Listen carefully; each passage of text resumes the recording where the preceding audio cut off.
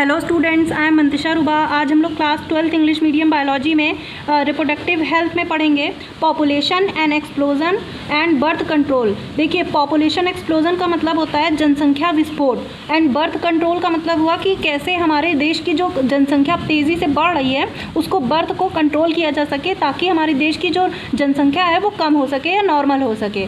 तो अब आप लोग रिप्रोडक्टिव हेल्थ वाला चैप्टर पढ़ रहे हैं। हमने इंट्रोडक्शन में बताया था कि आप लोगों को कि इस चैप्टर में आप लोगों को रिप्रोडक्शन से जुड़े हुए उससे रिलेटेड जुड़े हुए टर्म्स के बारे में पढ़ना है, जिससे हम अपने देश की सोसाइटी को एक हेल्दी सोसाइटी दे सकें। तो देखिए, सबसे पहले ये कहीं ना कहीं रिप्रोडक्शन जो है वो पॉपुलेशन से जुड़ा हुआ है, क्योंकि अगर पॉपुलेशन तेज़ी से बढ़ेगी तो अपने देश की जो इकोनॉमी है वो घटेगी, और हम लोगों की जो जनसंख्या जैसे जैसे बढ़ेगी तो भुखमरी भी बढ़ेगी और बेरोज़गारी बढ़ेगी। तो इसलिए हमारे देश में की जो जनसंख्या है उसको हम लोगों को कंट्रोल करना होगा, बर्थ को कंट्रोल करना होगा ताकि जनसंख्या बहुत ज़्यादा बढ़ने ना पाए। आप लोगों को पता है कि हमारा इंडिया जो है वो पूरी दुनिया में दूसरा सबसे पॉपुलेस्ट कंट्री है, मतलब पूरी दुनिया में दूसरे नंबर पर है जनसंख्या के आधार पर। सबसे पहले नंबर पर चाइना है। तो इस तरीके से अगर जनसंख्या तेज़ी से बढ़ेगी तो हमारे देश में गरीबी वगैरह बढ़ने लगेगी, बेरोजगारी बढ़ने लगेगी। पॉपुलेशन एक्सप्लोजन का मतलब होता है जनसंख्या विस्फोट। जब किसी एक पार्टिकुलर एरिया में हद से ज़्यादा जनसंख्या हो जाती है तो वहाँ पे जनसंख्या विस्फोट हो जाता है, पॉपुलेशन एक्सप्लोजन हो जाता है। तो आपको बर्थ कंट्रोल करके वहाँ की पॉपुलेशन को घटाना होगा। तो देखिए, यहाँ पे कुछ आंकड़े दिए गए हैं। यहाँ पे देखिए, यहाँ पे हमने जो मेन आंकड़े हैं उसको दिया गया है कि कैसे हमारे देश की किस साल में कितनी जनसंख्या बढ़ी है और कितनी घटी है और कैसे हम इसको कंट्रोल कर सकते हैं। जैसे देखिए, सबसे पहले हम पूरे वर्ल्ड की पॉपुलेशन जो है पिछले सेंचुरी में लगभग 6137 मिलियन रिकॉर्ड की गई थी। उसके बाद ये पूरी दुनिया में, अब देखिए हमारा जो कंट्री है वो सेकेंड लार्जेस्ट पॉपुलस कंट्री है, और पूरी दुनिया की लगभग 16% आबादी अकेले हिंदुस्तान में रहती है। मतलब पूरी दुनिया की 100% आबादी में 16% आबादी अकेले इंडिया में रहती है। 2011 की जनगणना के अनुसार अपने देश की जनसंख्या जो है वो लगभग 1 अरब 21 करोड़, मतलब इतनी मिलियन जो है हमारे देश की जनसंख्या थी, जो तेज़ी से बढ़ रही है। हर 10 साल पे हमारे यहाँ की जनसंख्या जो है वो डबल हो जा रही है। तो इसकी वजह से आंकड़ा लगाया गया है कि 2025 तक 1363 मिलियन जो है वो 2025 तक हमारे देश की जनसंख्या हो जाएगी, और ये लगभग हर साल 1.3% की रेट से बढ़ रहा है। तो अगर 2050 तक इसी रेट से बढ़ा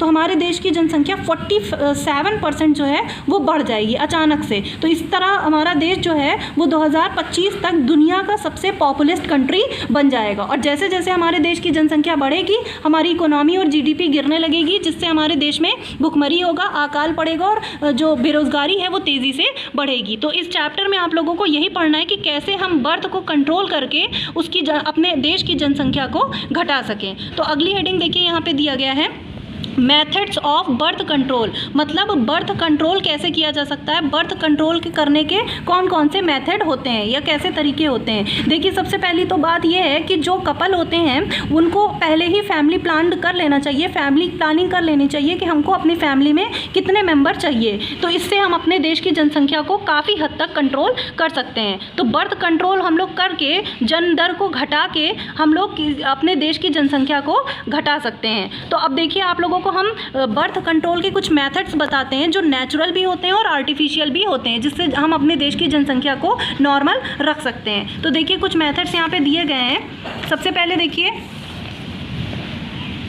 यहाँ पे एक हेडिंग दी गई है नेचुरल फैमिली प्लानिंग। पहले आप लोग इससे पहले ये समझ लीजिए कि फैमिली प्लानिंग क्या होता है। फैमिली प्लानिंग का मतलब होता है कि कोई भी कपल जो है वो अपनी फैमिली को प्लान कर ले कि हमको अपनी फैमिली में कितने मेंबर चाहिए, कितने बच्चे हमको चाहिए, जिससे आगे फ्यूचर में उनकी फैमिली प्लान्ड रहे और उनके ऊपर इकोनॉमी का और उसका बोझ ना बढ़े। तो इस तरीके से पहली बात तो फैमिली प्लान करके चलनी चाहिए। अब देखिए, फैमिली प्लानिंग के 2 तरीके हैं। नेचुरल फैमिली प्लानिंग भी की जा सकती है और आर्टिफिशियल भी, लेकिन हम आप लोगों को पहले ही बता दे रहे हैं कि नेचुरल फैमिली प्लानिंग जो होती है वो ज़्यादा कारगर नहीं होती है।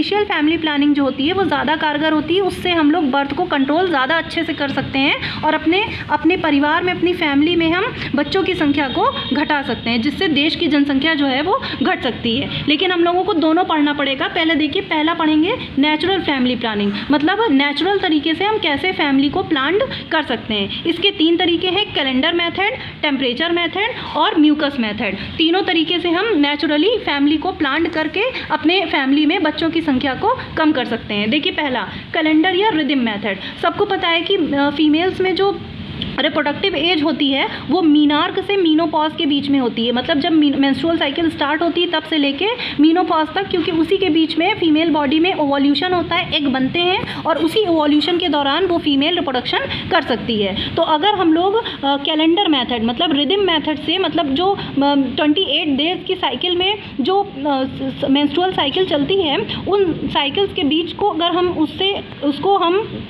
उसके बीच में हम कॉपुलेशन को रोक सकें तो उससे जो है बर्थ को कंट्रोल किया जा सकता है। सबसे ज़्यादा जो मेंस्ट्रुअल साइकिल स्टार्ट होने के 22वें दिन जो है सबसे ज़्यादा चांसेस होते हैं। तो अगर उस टाइम कॉपुलेशन से बचेंगे तो उससे क्या होगा कि फर्टिलाइजेशन फेल्योर हो जाएगा और उससे क्या नाम है, बर्थ को हम लोग बच्चे के बर्थ होने से बचा सकते हैं। तो इस तरह हमारी फैमिली प्लान्ड हो सकती है, लेकिन ये मेथड जो है वो ज़्यादा कारगर नहीं है। दूसरा मेथड है टेम्परेचर मेथड। ये भी बहुत ज़्यादा कारगर नहीं है, बट ये नेचुरल तरीका है। देखिए, इसमें क्या होता है कि डेली जो है वुमेन का, औरत का जो टेम्परेचर होता है उसको चेक किया जाता है और उसका एक रिकॉर्ड बनाया जाता है कि कब बॉडी का टेम्परेचर ज़्यादा है और कब बॉडी का टेम्परेचर कम है। जब ओवोल्यूशन का टाइम होता है तो थोड़ा सा टेम्परेचर जो होता है नॉर्मल से ज़्यादा होता है, 0.5 से लेके 1 डिग्री फ़ारेनहाइट जो होता है वो नॉर्मल से ज़्यादा होता है जब ओवोल्यूशन होने लगता है। तो उस टाइम अगर कॉपुलेशन से बचा जाए तो भी प्रेगनेंसी से बचा जा सकता है। तो अगर इस मेथड को भी अपनाया जाए तो काफ़ी हद तक फैमिली प्लान हो सकती है, लेकिन ये बहुत ज़्यादा कारगर तरीका नहीं, क्योंकि कभी कभी टेंशन या दूसरी बीमारी से भी शरीर का टेम्परेचर जो होता है वो बड़ा हो सकता है। उसके बाद अगला मेथड है म्यूकस मेथड। म्यूकस मेथड भी इसी से रिलेटेड मेथड है कि बॉडी से जो वाइजीनिया से सेरेविक्स से जो म्यूकस सिक्रीट होता है उस टाइम ओवोल्यूशन की क्वांटिटी सबसे ज़्यादा होती है। तो अगर हम लोग उस टाइम कॉपुलेशन से बचेंगे तो भी प्रेगनेंसी से बचा जा सकता है और फैमिली प्लान हो सकती है। तो कपल जो है वो इन तीनों मेथड से भी नेचुरली अपनी फैमिली को प्लान कर सकते हैं, बट ये बहुत ज़्यादा कारगर तरीके नहीं होते हैं। अब देखिए, इसी से रिलेटेड एक और मेथड यहाँ पे दिया गया है, लैक्टेशनल एमेनोरिया। ये भी इससे रिलेटेड बहुत छोटा सा मेथड है, लेकिन ये बिल्कुल कारगर नहीं है। अब इसको कोई नहीं अपनाता है। इसमें होता क्या है कि जो फर्स्ट प्रेगनेंसी होती है तो उसके बाद पार्टुरेशन के बाद जो बॉडी में मिल्क स्टार्ट हो जाता है, लैक्टेशन जो होती है वो बनने लगती है। तो जब तक बॉडी में मेमरी ग्लैंड्स में मिल्क रहता है तो उससे क्या होता है कि जो न्यू इन्फेंट रहता है वो उससे फीड करा करता है, तो इससे बॉडी में ओवोल्यूशन की रेट जो होती है वो थोड़ा सा कम हो जाती है। तो उस टाइम कॉपुलेशन से भी, अगर कॉपुलेशन हो भी जाता है तो फर्टिलाइजेशन जो है वो फेल हो जाता है।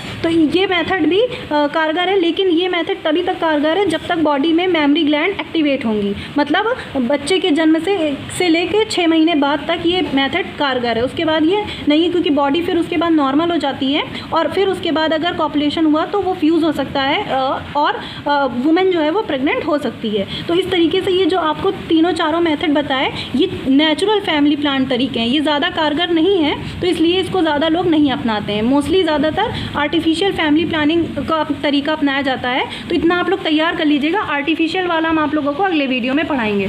Thank you.